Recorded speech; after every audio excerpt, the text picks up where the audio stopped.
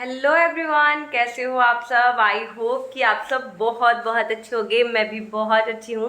तो गाइज, आज मैं बहुत दिनों बाद आप लोगों से मिल रही हूँ। मैं बहुत दिनों से कोई वीडियो शूट नहीं कर रही थी।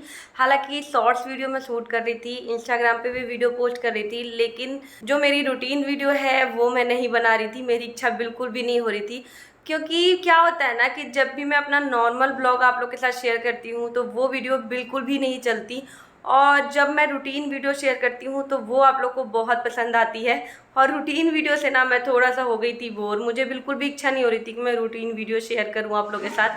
लेकिन आज फिर से मेरा मन जो है वो फिर से जाग गया है और लग रहा है कि आज एक रूटीन वीडियो आप लोग के साथ शेयर करूं, क्योंकि आज मैं अपने घर की डीप क्लीनिंग करने वाली हूं। तो सोचा आप लोग के साथ शेयर करूं। तो सबसे पहला जो मेरा काम होगा वो ये पंखा साफ़ करना होगा। देख ही सकते हो कि कितना गंदा हो गया है, और इसे एक हफ्ते में मुझे साफ़ करना पड़ता है।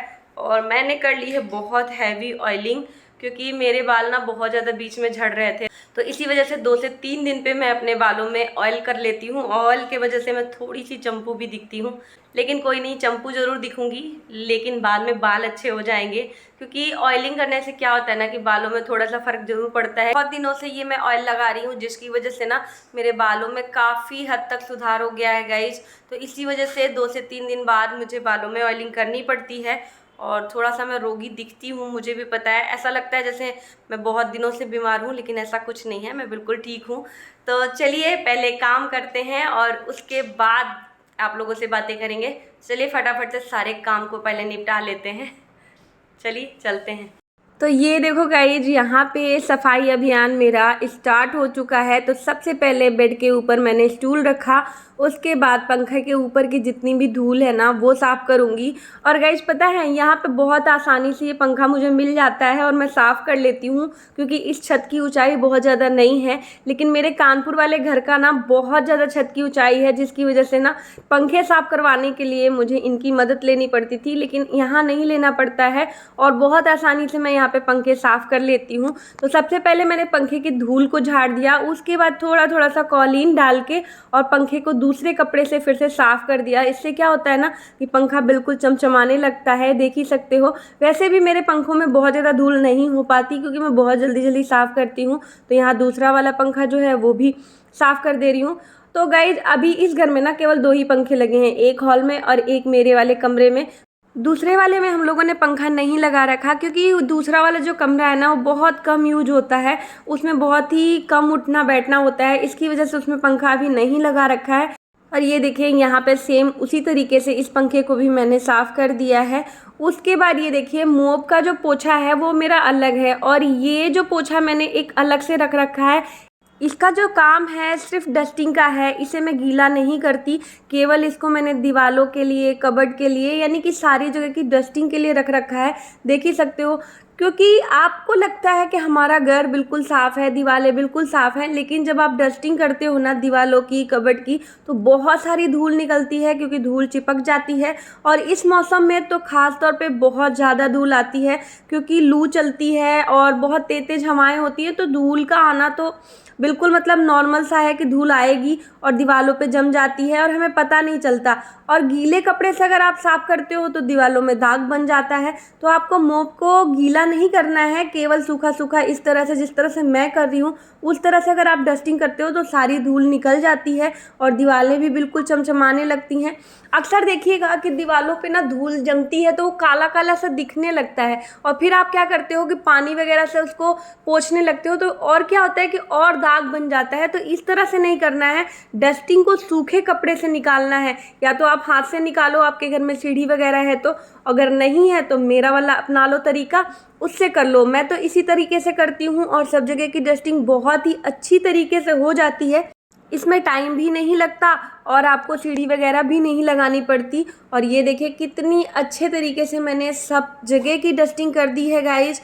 और उसके बाद मैं आ जाऊंगी, जो मेरे घर में छोटा सा ये कबर्ड रखा है इसको साफ़ करने के लिए। इस पर भी काफ़ी ज़्यादा धूल जम जाती है। तो इसको तो मैं डेली के डेली ही साफ़ करती हूँ। और ये छोटू मोटू सा जो टेडी है इसको भी साफ़ कर दूँगी। उसके बाद ये जो फ़ोटो वगैरह है इनको साफ़ करूँगी। सारी जगह की डस्टिंग डेली ही करना होता है। बस दीवारों की डस्टिंग जो है और ये जो कबर्ड वगैरह की डस्टिंग है ये मैं डेली नहीं करती। मैं आप लोगों से झूठ नहीं कहूँगी कि ये डेली करती हूँ। ये मैं 15 दिन 20 दिन मतलब जब मुझे टाइम लगता है तब मैं ये काम कर लेती हूँ। ऐसा नहीं है कि डेली डेली करती हूँ, लेकिन हाँ करती ज़रूर हूँ। क्योंकि अगर आप ऐसा नहीं करते हो और आप सोचते हो कि चलो दिवाली के दिवाली ही सफाई करेंगे, तो फिर क्या होता है ना, आपके घर में बहुत ज़्यादा गंदगी हो जाती है और उसको साफ़ करने में हालत पंचर हो जाती है। तो ऐसा बिल्कुल भी ना करें। कुछ कुछ टाइम पे सब जगह की डस्टिंग, सब जगह की सफाई करते रहना चाहिए। और साथ में ना अपने घर में कूड़ा कबाड़ को बटोर के नहीं रखना चाहिए, तुरंत के तुरंत उसको निकाल देना चाहिए। कितने लोगों की आदत होती है ना कि बहुत सारी चीज़ों को इकट्ठा करके और उसको घर पे रखते हैं, मतलब कि और 1 साल के बाद जब दिवाली आती है उस टाइम पे निकालते हैं। तो ऐसा बिल्कुल भी ना करें। जो चीज़ आपके काम की नहीं है उसको तुरंत ही निकाल दे घर से। और ये देखिए बातें करते करते मैंने बेडशीट लगा ली और बेड की भी डस्टिंग कर दी है। तो कुछ इस तरह से मैं फटाफट अपने घर की साफ़ सफाई करती हूँ। और एक बात और कहना चाहूँगी कि ऐसा नहीं है कि नियमित रूप से मैं ये सारी चीज़ें देख देख के करती हूँ। मुझे जब भी जहाँ जो चीज़ गंदी दिखती है उसको तुरंत के तुरंत साफ़ कर देती हूँ। और ये देखिए ये जो बोर्ड है ना ये अक्सर गंदे हो जाते हैं क्योंकि इस पर हाथ लगता है तो दाग धब्बे बन ही जाते हैं। तो इनको ज़रूर साफ़ करती हूँ। और ये बोर्ड के प्लग में ना एक पेंट का दाग है जो कि कभी नहीं छूटता, तो ये आप लोग मत नोटिस करिएगा क्योंकि ये छूटता ही नहीं है। तो ये देखिए सारी चीज़ों की डस्टिंग पे मैं बहुत ज़्यादा ध्यान देती हूँ, सारे घर के बोर्ड पे, टीवी पे, क्योंकि इन सारी जगहों पे आपको धूल मिल जाएगा। तो इसको समय समय पे साफ़ करना बहुत ज़्यादा ज़रूरी है। अगर आप ऐसा नहीं करते हो तो गंदा दिखता है, और गंदा दिखता है तो हमारा इम्प्रेशन भी ख़राब होता है। और कई लोगों से तो मैंने ये भी सुना है कि क्यों इतना खपती रहती हो, हाउस हेल्पर रख लो, बहुत ज़्यादा मेहनत करने की क्या ज़रूरत है। तो मेरा मानना है कि ये मेरा घर है और हाउस हेल्पर अपने हिसाब से काम करेगी और मैं करूँगी तो अपने हिसाब से काम करूँगी, अपने तरीके से काम करूँगी। क्योंकि हाउस हेल्पर कोई जिम्मेदारी लेके काम नहीं करेगी, उसको तो काम करना है और फिर दूसरे घर में चले जाना है। लेकिन ये आपका घर है तो आपको संवारना है। जिस तरह से आप अपने आप को संवारते हो उसी तरह से आपको अपने घर को भी संवारना बहुत ज़रूरी है। तो यहाँ पे मैंने मशीन भी लगा दी है क्योंकि आज सोफे के जो कवर थे उनको भी धुलना था क्योंकि वो भी बहुत ज़्यादा गंदे हो गए थे। और यहाँ वीडियो कैसे ब्लर हो गई मुझे पता ही नहीं चला, तो मुझे लगा कि चलो कोई बात नहीं, आप लोग समझ तो जाओगे। धुंधला धुंधला थोड़ा सा दिख रहा है यहाँ पे। और ये देखें यहाँ पे ना मैंने सोफे के जितने भी पिल्लो थे वो भी लगा दिया है। और बाबू यहाँ पे टीवी देख रही थी। उसके बाद यहाँ आ गई कमरे में झाड़ू लगाने के लिए, तो फटाफट से फिर झाड़ू लगाऊंगी। और झाड़ू लगाने के बाद मैं चली जाऊंगी किचन में क्योंकि किचन का भी काम अभी ख़त्म नहीं हुआ है। जैसे ही ये गए थे उसके बाद मैं अपने काम में लग गई थी। और आज बाबू स्कूल भी नहीं गई है क्योंकि उसकी थोड़ी सी तबीयत ठीक नहीं थी तो मैंने भेजा नहीं। तो यहाँ पे पहले तो झाड़ू लगा लूँगी और उसके बाद किचन में जो ढेर सारे बर्तन रखे हैं ना उनको भी धुलना है। सुबह मैंने भुजिया और पराठे बनाए थे। इनको ना भुजिया बहुत ज़्यादा पसंद है तो इसीलिए आलू और परवल की मैंने भुजिया बना दी थी और साथ में पराठे बनाए थे।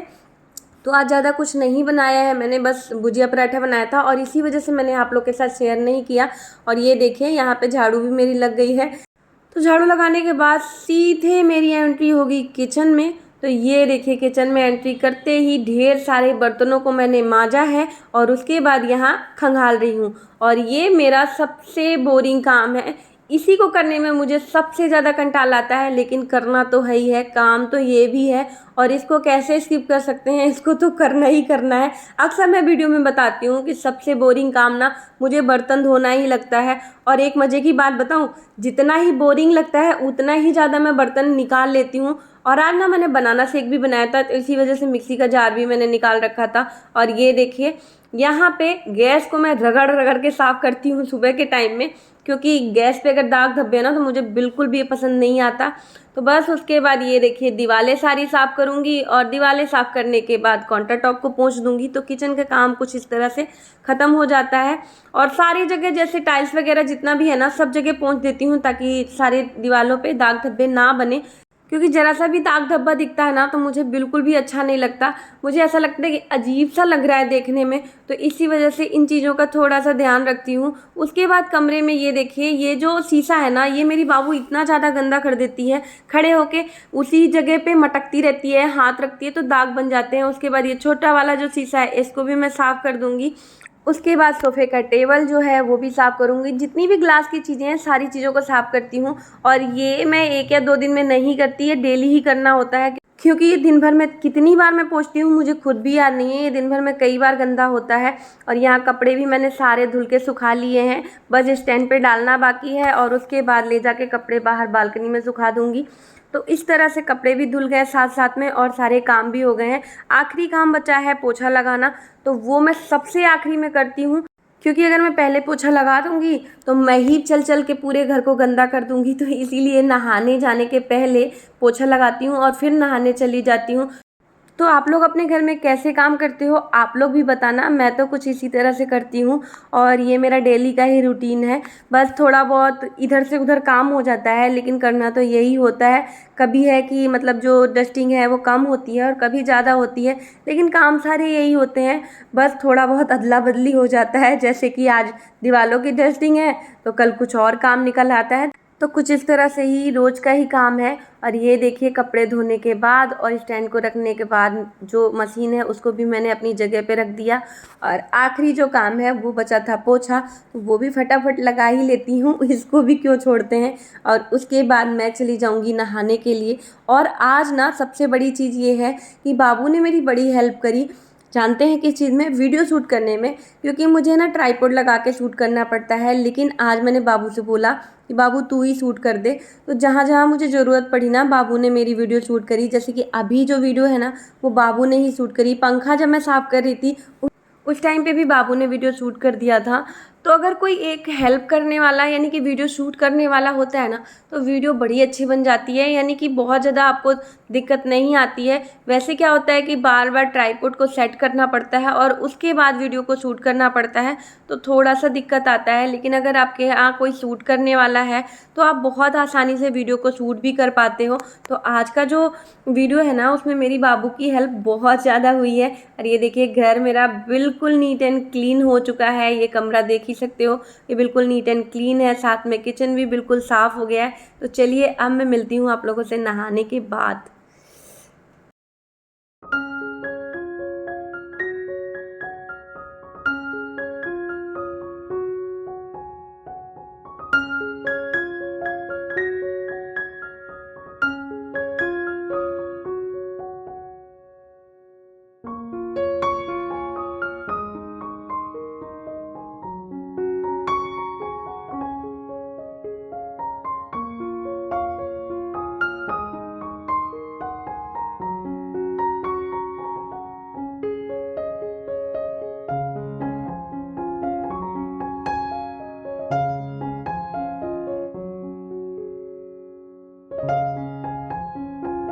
ये गाइज, ये देखो मैं नहा धोकर बिल्कुल रेडी हूँ और बाबू भी रेडी हो गई है और यहाँ पढ़ाई कर रही है।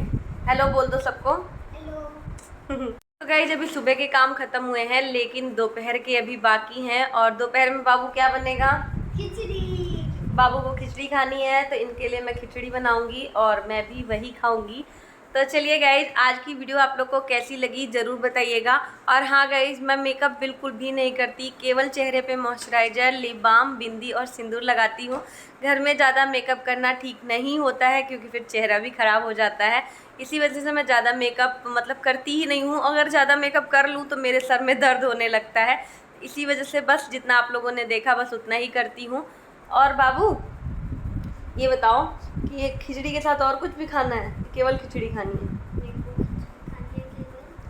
और पता है आप लोगों को, अगर खिचड़ी मैं ये होते और तब बनाती, तब मुझे ना खिचड़ी के साथ वैरायटी बनानी पड़ती। चोखा, पापड़, अचार, घी।